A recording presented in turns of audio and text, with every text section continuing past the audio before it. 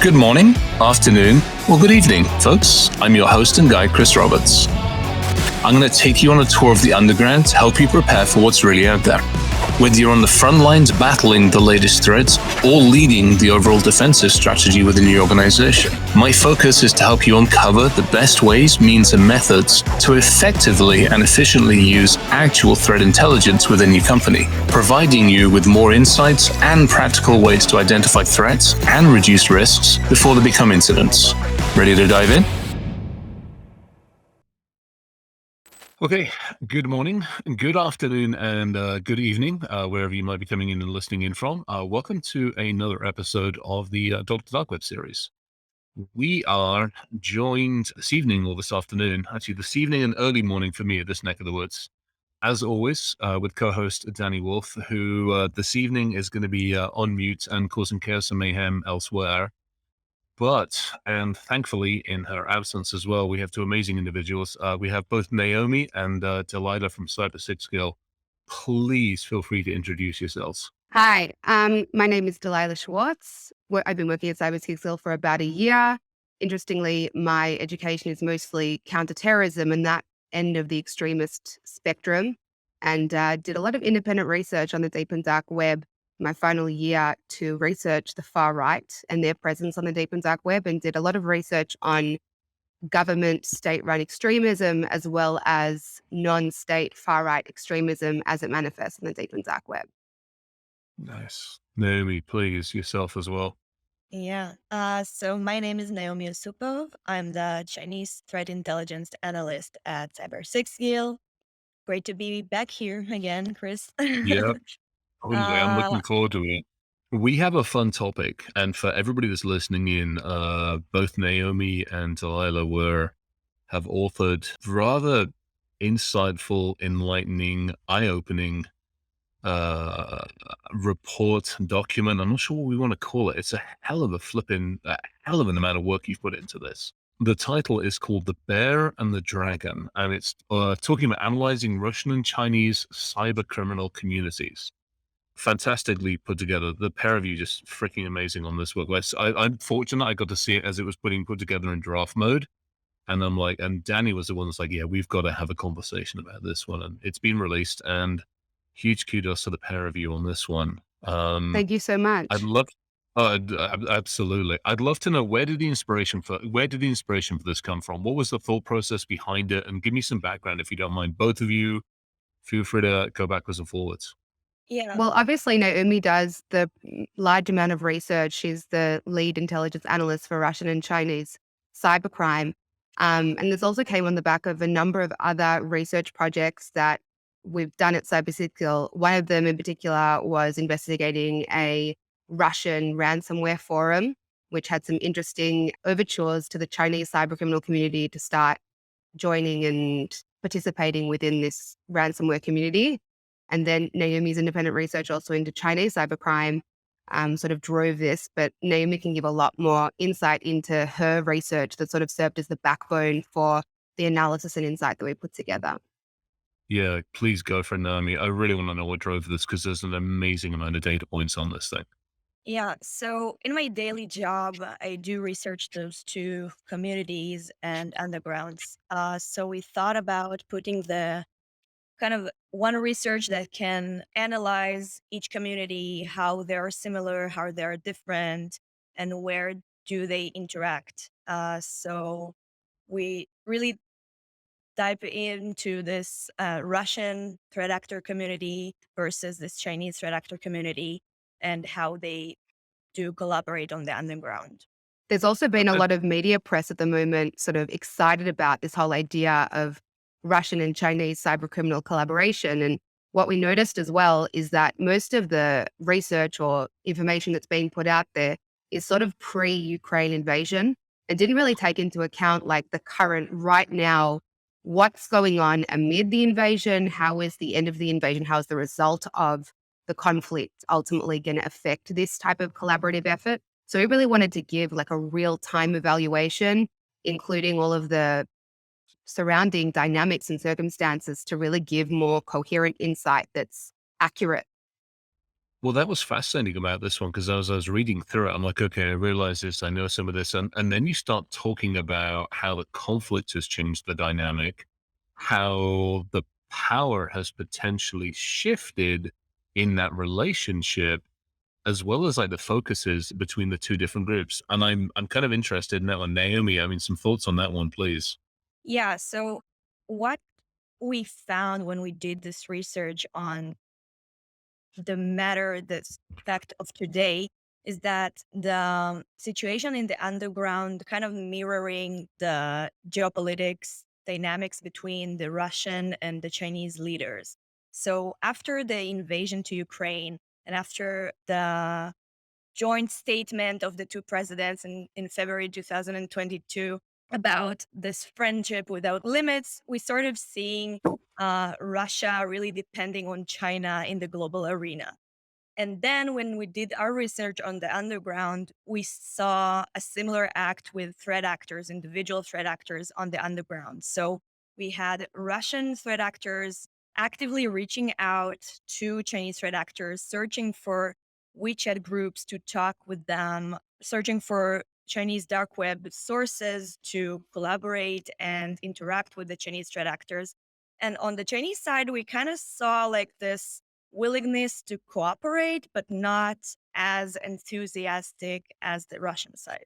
Keep This is going. where it was really interesting for Naomi and I to work together because with my political science and geopolitical sort of background and Naomi's into like very deep insights into the actual underground activities and communities in Russia and China, we're able to we spent a lot of time talking together about, what's going on in the underground and me sort of bringing up as well how I have observed the geopolitical sort of dynamics going on and how it's been really interesting to sort of work out. And we were very excited when we sort of came to this conclusion together about how this is really mirrored together in both the overt, like above ground geopolitical arena, international landscape, as well as actually the underground communities that are sort of happening behind the shadows. And of course, everybody is sort of talking about, Russia and China in regardless of cybercrime and that sort of dynamic. But what's the Russian and Chinese alliance? What does that mean for the international global world? And then sort of discussing the friendship without limits and then how China sort of had to backtrack because after Russia invaded, it was like, okay, we're going to support, but when we have to do it while it still maintains Chinese interests because we have to maintain Chinese interests. And so the power dynamic between the two sides has sort of shifted. Russia is now absolutely more dynamic more dependent on China than China is on Russia, both economically because of all the sanctions imposed on Russia, as well as the political clout. Whereas China, it's helpful for them to have the Russian alliance, but it's not something that, you know, they still need to maintain Chinese interests at the larger scale. So it's been really interesting to sort of see how those dynamics are the same in the cyber criminal world.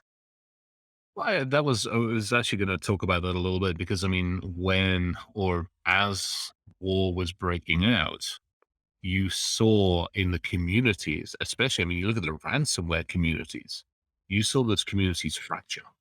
I mean, you saw alliances and allegiances go very much, and Naomi, correct me if I'm wrong, especially on this one, went very much towards the Ukrainian side. And there were only a certain number of almost like island Russian communities that were still left out there. So to some degree, they lost a lot of their digital colleagues and they lost a lot of digital ground to the folks that were like, nope, we're very much pro Ukraine on this one because we don't agree with what's happening. So it makes sense that they went out to gain, more insights, but yeah, be careful of the bedfellows, as they say. Naomi, thoughts on that one, if you don't mind? Yeah, we did see the underground choosing sides when the Russian Ukraine Hmm. conflict took place, and you actually could see forums on the dark web discussing which side is right and threat actors getting banned if they're on the Russian side or pro Russia, or ransomwares attacking Russian entities or attacking Ukraine and US entities. And you see like this cyber warfare of individuals, not state sponsored even. So we do see the shifting of the Russians toward the Chinese maybe is one of the reasons. they're looking for allies in the underground as well. So what was also really interesting is right before the Russian invasion, we saw for the first time a Russian crackdown on cybercrime based on the request of the Right. US government. So the ransomware group, I'm not sure if I'm allowed to mention them by name in the Leave podcast, it off for the moment. Well, that yeah. was, Leave it off. yeah, was shut down.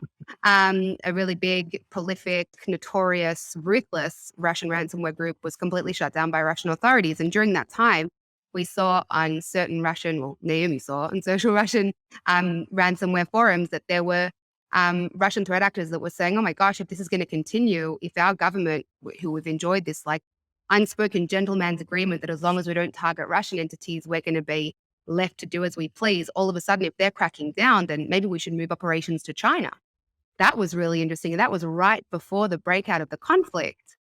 And then, of course, once the invasion happened and the US announced that they would no longer be collaborating with Russian authorities on cybercrime, and that collaboration stopped, all of a sudden that ransomware group that Russia had announced was completely defunct and had been eradicated has now resurfaced on the underground. And again, it's these shifting dynamics that are happening like before, during, and sort of towards, as it's sort of ebbing down of the conflict, really changing the way that both communities are sort of discussing and contemplating the conflict. Now, here's something I'm interested in. I know I have my own set of knowledge as to what I think is going on, and we've talked a little bit about it, but the report goes into motivation. And this is something I kind of want to go into. The report says very clearly Russian motivation very much on the financial side of things. Chinese motivation a little bit differently, but to some degree, both groups tend to operate inside their own countries. I wouldn't say without harm, because obviously, exactly to your points, the Russian group got cracked down until it became useful for the government to allow them to reoccur. But how does that work in China? How are those groups effective in China? Do they have the same kind of goodwill from the government as long as they don't attack anybody inside the border, or how does that work? I'm really interested. Yeah, Delilah will take this one. Of course.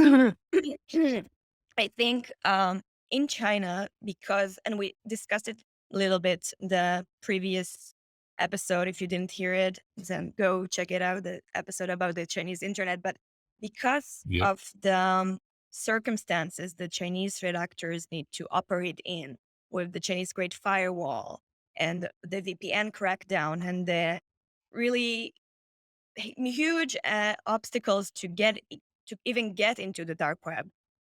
Chinese threat actors mainly operate on the clear and deep web. As a result of that, there are more state and, let's say, patriot states willing to cooperate with the state if it's because of the censorship and they don't want to get banned, or is it because they're really patriotic and see China as their interest and want to build this community? In both cases, they are really building a community of their own and want to make a powerful and sophisticated Chinese hacking community. So we're seeing they're sharing tutorials, they're sharing tools, and in comparison to the Russian threat actors, they do it without any gain. Have mentoring programs. They want to encourage new Chinese threat actors to come and learn and involve.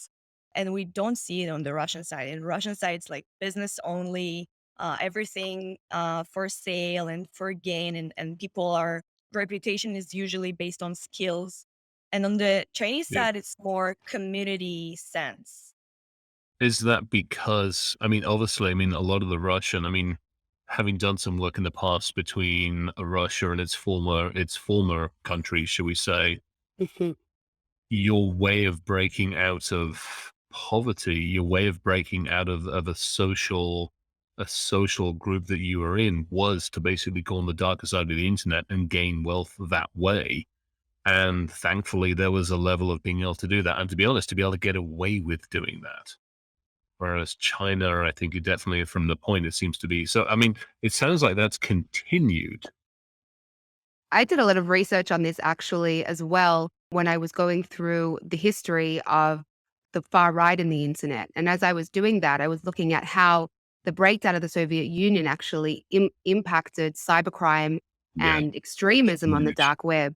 And also just Yeah. in terms of the information overload and how the dynamics of the internet, both clear, deep, like not both clear, deep, and dark, have also shifted as a result of that. And obviously, there were so many very intelligent, educated people in Russia, both pre USSR breakdown and also afterwards, that were sort of forced into doing things underground in order to actually make a profit because of the extreme government authoritarianism and, economic, I guess, abuse of the citizens. So they What? ultimately all of this knowledge was like a source for them to make money and to get to a higher level of economic sort of benefit.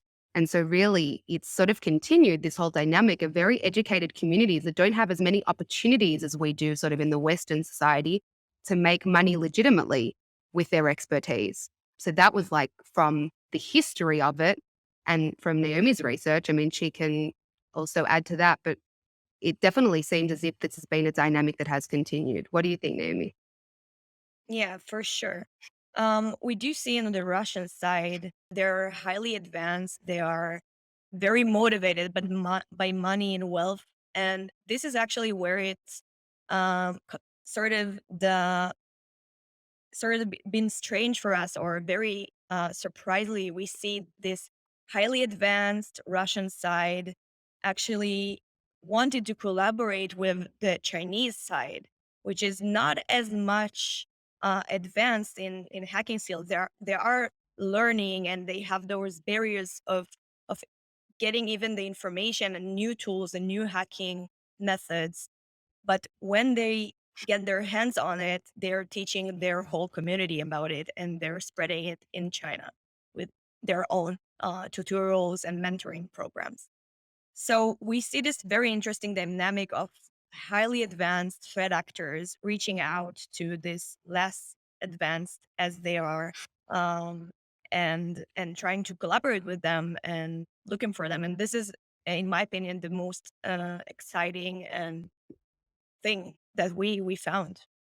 Yeah, this was what we really focused our research on as well. It doesn't make sense that these advanced, sophisticated, like the big bad boss guys of the underground are the ones like sort of looking to making active overtures to collaborate with Chinese cybercriminals who face, as Naomi said, a lot more barriers in their internet access and a lot more difficulties in conducting their cybercriminal activities, and are certainly not as advanced, sophisticated, and whatever as their Russian counterparts. So why are Russian cybercriminals so obsessed with collaborating with China? And that was why we sort of went to have a look at the wider geopolitical dynamics, sort of understand, like, could that explain this strange, almost nonsensical Yeah, it's phenomenon? not a symbiotic relationship in any way, shape. Mm, Here's a thought though, because I mean, if you think about it, I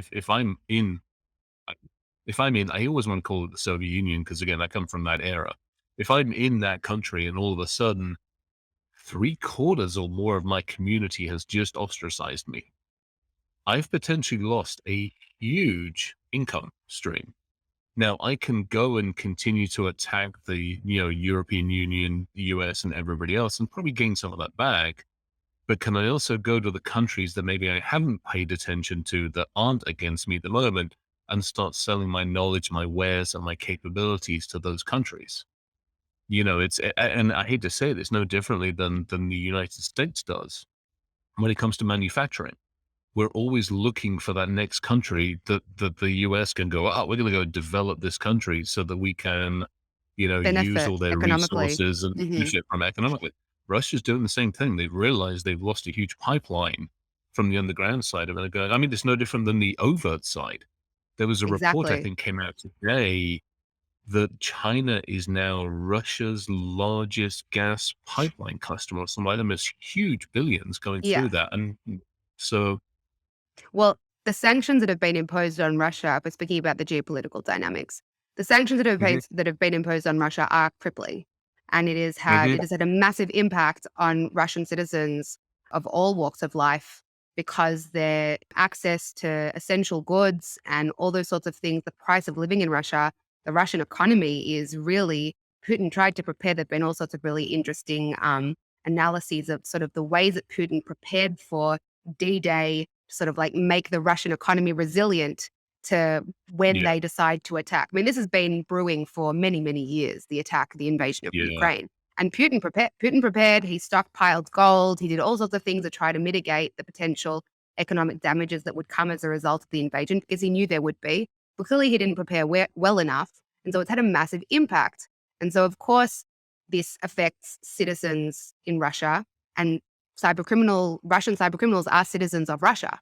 So they need to find other ways to be able to make money. And so that was exactly what Naomi and I sort of tried to look at when we were examining the sort of overt versus the covert sort of dynamics of what's going on, sort of really understand the reasoning or the motivations. And I think that you've really are right on the money about it's, again, we've seen Russian cybercriminals, all their intent is making a buck. It's strictly business. Yeah. So yeah, But absolutely. that's a short-term thing. I mean, if you think about it, it's a short-term business, which is why an ask of you two, and this would be a really, really interesting one, would be where else, and I'm not sure if we can say or not say or what's going on behind the scenes, where else? Because again, China's a market, but it's a finite market. If I'm selling you a skill set to bring your skills up, at some point your skills will come up. At which point Well, you they're have not no more actually use for. selling their skill sets necessarily. I mean, I'm sure that that's part of it, but it's not that what Naomi's been observing primarily, and Naomi can sort of provide more deeper insight on this, but it's not just that they're selling their expertise. They're looking to collaborate. Do you want to come and join up in our attack, in our ransomware attack? Do you want to like get in on this sort of new thing that we're trying to do? So it's not just the selling of expertise. It's But more but this inviting is them to China. participate. This is this Yeah. is China we're talking about. China will join in until China doesn't need to join in Yeah, anymore. That is exactly. exactly right.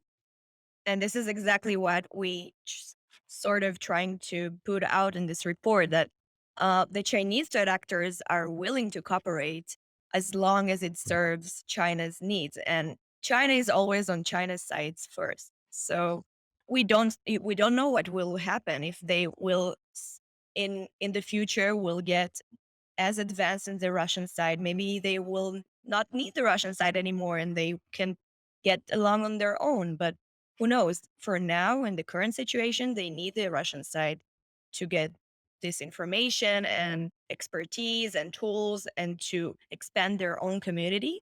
And for now, they're collaborating.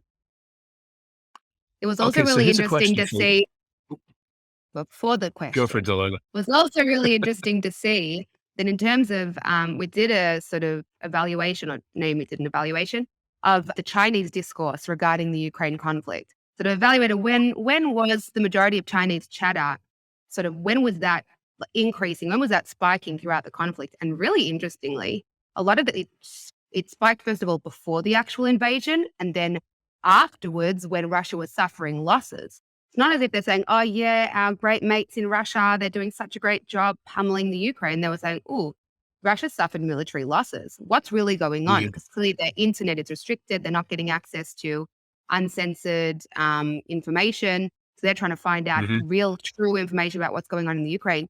And so they were really interested in Russian losses. So it's sort of like, again, is this going to serve our interest? We want to know what's going on in between Russia and Ukraine, because we want to understand, is this relationship still going to serve me? Are we still going to get Right. good? Are we still going to get good on our part of the agreement, or should we probably like leave this for now? So that was also really interesting. We actually didn't discuss that in the report, but it's an interesting thing to note as well, as a sort of asterisk side note to that whole conversation. You hit geopolitical. I mean, the other thing is as well from the human aspect of things. You've got to look through China's eyes and go, well, Russia faltered when it was invading a country that it considered its ours and whatever else. China's obviously looking at its territories going, there's a couple of its territories it's not very happy with at the moment. And what happens if we do the same? Is it short? Is it Exactly. long term? I mean, Yeah. there's a huge amount of that as well. Yeah. And we saw threat actors, Chinese threat actors, talking about what are the implications of such action. And okay, we do see what is happening right now in Russia, and Russians, part of them leaving the country. And is it going to happen in China? And if it happens, are we seeing an educational drain from China? We'll see. So yeah, it was really interesting to see the Chinese response to the dynamic. They're really checking this whole situation and trying to figure out what will happen for themselves. Yeah, Naomi and I had a really interesting discussion about how the Chinese cyber criminals sort of trying to understand, China has a similar relationship with Taiwan. So if Right. China was Yeah. to invade Taiwan, what would the same thing happen? I mean, that's pretty much what Naomi was touching on, but that was a really interesting conversation we had as well. I was sort of asking her, what are sort of ways that Chinese cyber criminals are discussing the conflict? And she was saying, well, they're really trying to apply it to their own dynamic. Like, okay, this can be like a case study of what could happen to Yeah. us. And that's huge, huge potential implications and across all borders on that one. Here's a question, and it's something I'm interested in. We've done over the years from a studying standpoint. I mean, we have more APT blasted things named on a daily basis than I care to even think about. We've done a lot over the years to study the breakdown of the Soviet Union, to study a lot of stuff with the criminal, the actors in Europe, in the former Soviet Union, et cetera, et cetera. And we know generally the groups, the group sizes, the numbers of adversaries that are leveled against us. How much of that information do we have on China? And comparatively size-wise, what are we talking about? Larger? How much larger? Smaller? I'm interested in your thoughts on that one. Yeah. So for we didn't touch on this report, state Yeah, sponsored threat actors, and we only focused on the individual yeah, threat actors on the underground.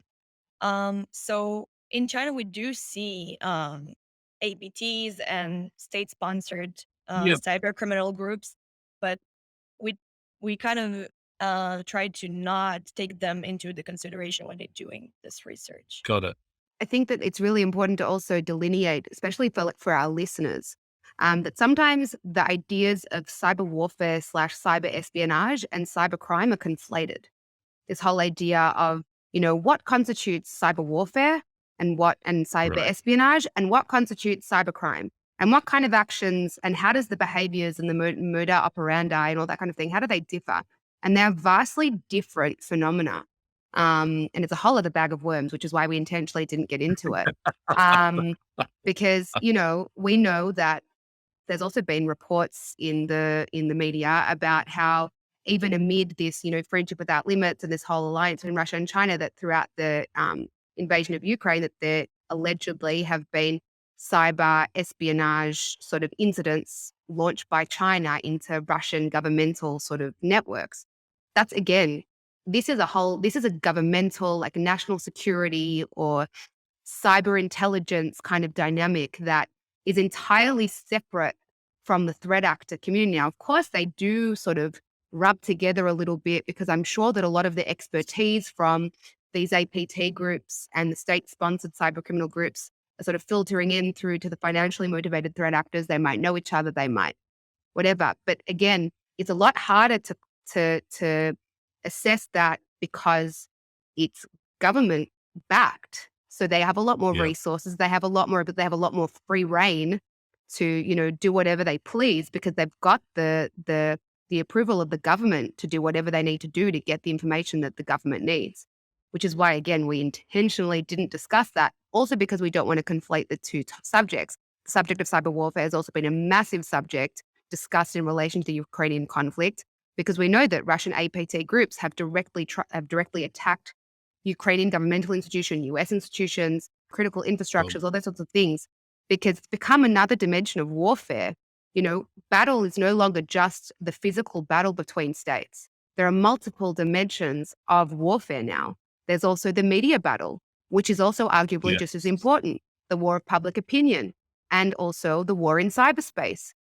Cyberspace has now permeated every aspect of human life. Our daily experience is dependent on the, the good functioning of cyber infrastructures, if it's our energy sources, if it's, the bloody traffic Yep. lights that we drive through in the morning, if it's our ability to access clean water and energy and all those sorts of things. If there is a cyber attack against critical infrastructures, that can have just as devastating of an impact as a bomb in the same community. You can cut off a Oh, whole yeah. country from food and water, and you can slowly torture them from thirst and hunger, just as much as a physical cut off of, Yep. a sort of, I forgot the word, but when you block some community in, like a blockade, Yep. that's what I was looking for. Yep. It's just as important. So cyber warfare is a massive, massive issue, but one we intentionally didn't discuss. Yeah. Yeah, it's a tough one because it bleeds in and out of this completely. Yeah. When you think about it, what the capabilities, the potentials are, and everything else, it's also really interesting to see the dynamics that are coming out of warfare. In other words, how warfare, and you kind of hinted at it, how the warfare is being used almost as cover itself to potentially advance and potentially change some of the, especially some of the digital dynamics. No, I just want to add that I really think that observing the situation on how this war and conflict between Russia and Ukraine has those impacts on the digital era and the digital kind of cyber communities. It was really interesting for us to see that it has impact, and we do see that this war and geopolitical situation has impact on individuals who are there to gain money, to gain reputation, or to build their own community, but they are listening to what's out there in the physical world and act accordingly on the underground of the digital world. And this And balance between those kind of areas was really interesting for us to see and the also analysis. exploit the fear, exploit the insecurity. When communities are like crippled by insecurity for safety, fear, Hmm. this sense of like unknown. We saw this as well in COVID, throughout the COVID pandemic, that there were multiple ways in which nefarious individuals were manipulating and exploiting these dynamics, global dynamics, for their own gain, whether it be through disinformation, propaganda, conspiracy theories, which I also researched in depth, as well as for financial gain. So it's like, how do I gain power? It might be power through, public opinion, power through an ideology, power through financial gain. But whenever there are these huge world events that affect the individual in a physical sense, in an emotional sense, in a psychological sense, there is always going to be someone that's going to work trying to investigate that and saying, what can I gain from this? How can I What exploit can be this to gained? my Yeah. benefit? And that might be financial, which is what we see in the cybercriminal arena, but it's also psychological and many other vectors of abuse, like of exploitation, I should say. Right. And especially, I mean, the nice thing about it is the ability now to look at it through the darker side of the internet and be able to almost use this as a case study to see where everything is going. That's, and especially in almost a near real time way. I mean, we're not having to go back and comb through studies and comb through history. These are data points that we can pull off in almost near real time timing, which is fascinating to see the dynamics. I'm interested. I mean, the report that you've put out to me is something that needs to be revisited in X period of time. I love the snapshot. I love going from where we were to where we are, but I'm fascinated to come back and look at this again in 6, 12 months time to have you two talk about the dynamics, to have the Yeah. conversations go, Russia hasn't just found China as a customer. You look at some of the other larger global powers that have not been at the forefront of the digital technology and digital war. Now you have an entire list of other countries, especially a couple of them that are at conflict, India and Pakistan being a perfect example. They're at conflict with each other that would be willing clients for an ostracized, very, very technically sophisticated country to go and sell its wares to, or potentially sell its wares to. So I'd be really interested to look at that. The China side of it, really, for all the obvious reasons, is intriguing and very, very concerning. Yeah, I mean, Yeah. I also think it's going to Naomi, be really interesting to evaluate Iran in this regard as well in relation to Russia. oof, Uh, yeah, there, yeah, that's that's yeah, a bag that's of one that worms. we yeah, across so many different ways. That actually might be an interesting conversation in person. That would be fun if I get my get over to that neck of the woods and we'll sit down and have a long conversation on that one. I have to be a little Absolutely. careful on that. Yes. Yeah, Sorry, Naomi. Go for it. Yeah, so I yeah. just want to add, absolutely, Chris, I totally agree with you. And we did want to search like what happening in the underground right now, and we do want to see the implications on future Russia and future China, and what will happen. Who knows from this war and conflict? But what will be the implications on the Chinese side, and would they evolve and become much more highly skilled? And trying to build a very sophisticated and good community of their own. And who knows, maybe they're and when geopolitical change will change the situation, maybe the Chinese will try to reach out for the Russians. But again, who knows? And we'll try to keep up with the what's happening on the underground. The We'll outcome of let the you know. Ukrainian conflict will also really like shift in whatever which way. However, the conflict in Ukraine sort of ends up, that's going to have a concrete impact both on the geopolitical dynamics and also then, as we've seen, we expect it's going to filter down. So I'm interested in this one. Ukrainian conflict is what, 3.5 months old now at this point. It's still front page news. Good thing. Lots to be thought about on this one. Humans are fickle. We are very, very fickle. We move on very, very quickly. We have a very short attention span and we move on very, very quickly. The digital world, even more so, I would argue. And so my question is, at what point do those very fractured, ostracized, come back together again? At what point does everybody start to talk again? Do people start to collaborate again? Is that something either you've seen or you haven't seen, or is that something you're going to take a look at? I'm interested to see if once the conflict, if it doesn't resolve soon, becomes second and third and fourth page news, how short our memories are and how quickly we'll go back to talking with everybody again. Yeah, so we did. Delilah mentioned this before. We did saw this. I did a research on like how the Chinese threat actors talk about the Russian-Ukraine conflict and their interest and number of mentions even. So we did see, as Delilah said, a very huge interest before the conflict even started, and then again in the around the Bucha massacre photos were released and the Russian part kind of has his losses. But now we, unfortunately, as the rest of the world, see a declining around this mentions and interest around the conflict. So we even see it right now, and it's very unfortunate and disappointing. But yeah, we're as human beings, we're less interested in the oldest news. But I think that if it will be a huge, shift in the war, or sort of a turning point in the Russian-Ukraine war, we will see it on the Chinese underground. And we need to remember that Chinese people are reaching out to the dark web in order to gain uh, real information. So we will see mentions if something really happening and changing dramatically on the battlefield. But for now, unfortunately, we do see less and less mentions about the war. Yeah. Got it. It's also an important thing to mention that not everybody on the dark web, even in Russia and China, are necessarily cyber criminals.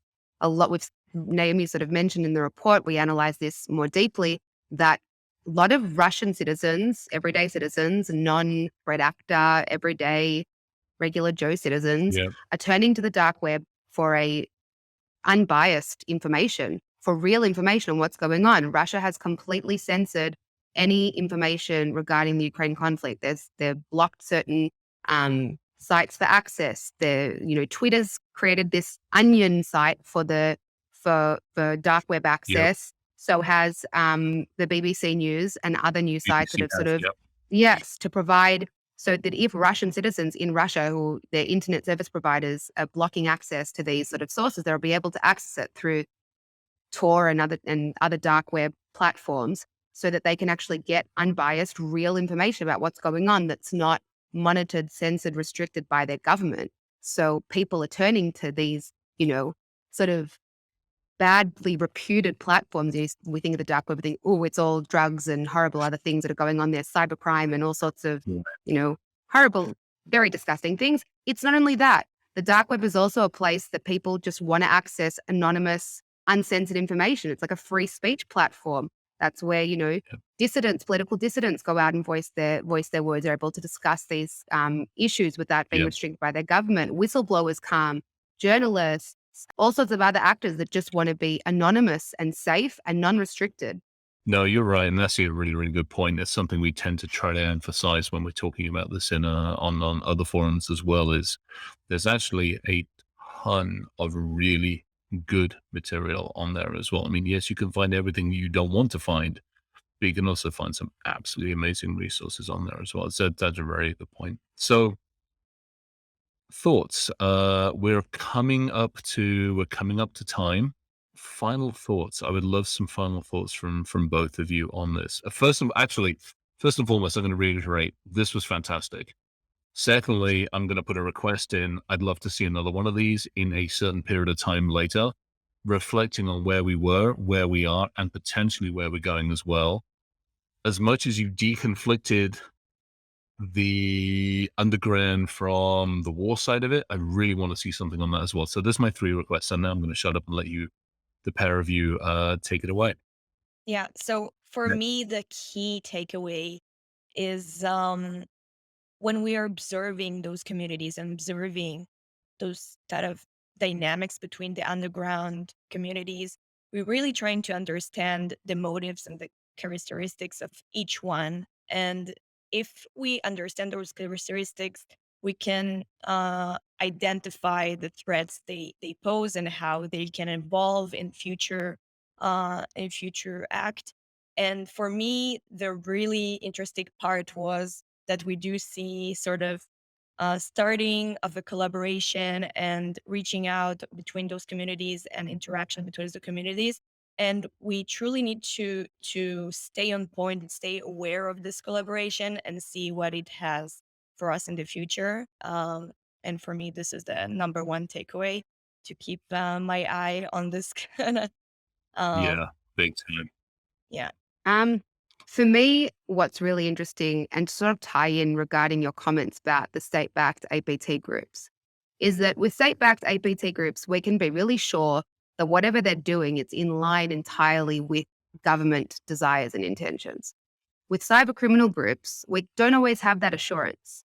So when we see this like increased collaboration between Russian and Chinese cybercriminals, however that might evolve, we potentially are it might be an entirely new monster that's evolving on the underground with these two communities, because they are left, with these Chinese cybercriminals continue to evolve and become even more advanced and sort of get this information and expertise from the Russian side, and the Russians get what they need or what they are trying to get from China.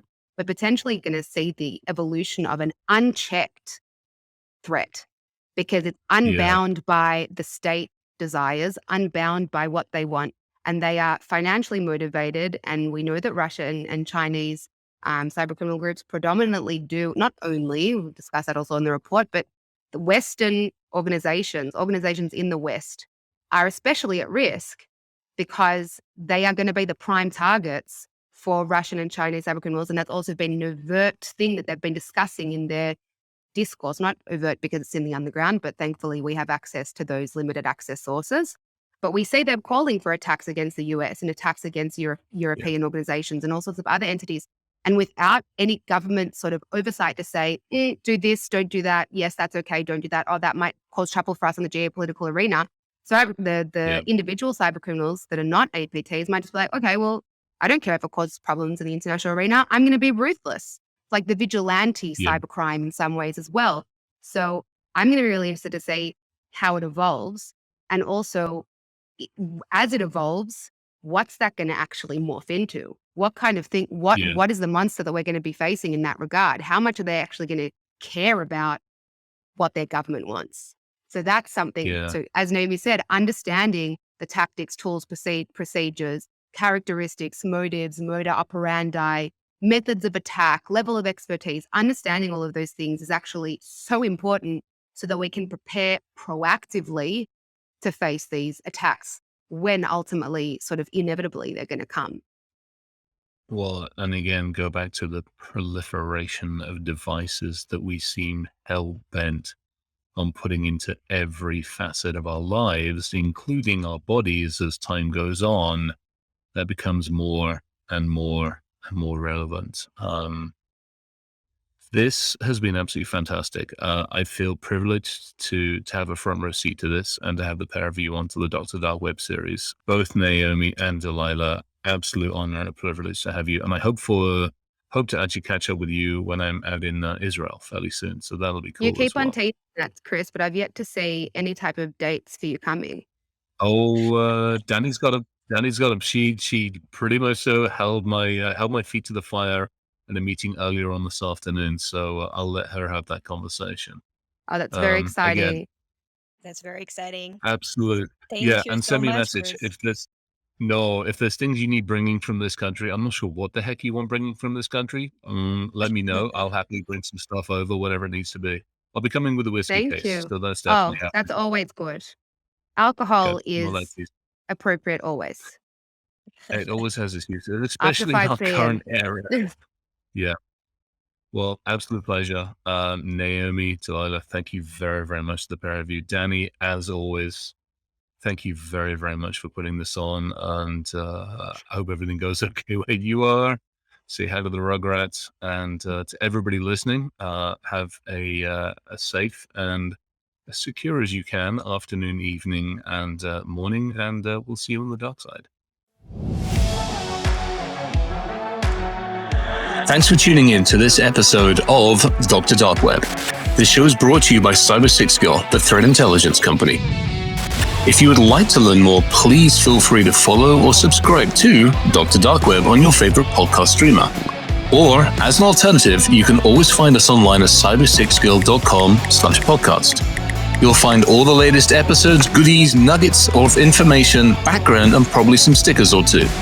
See you in the dark.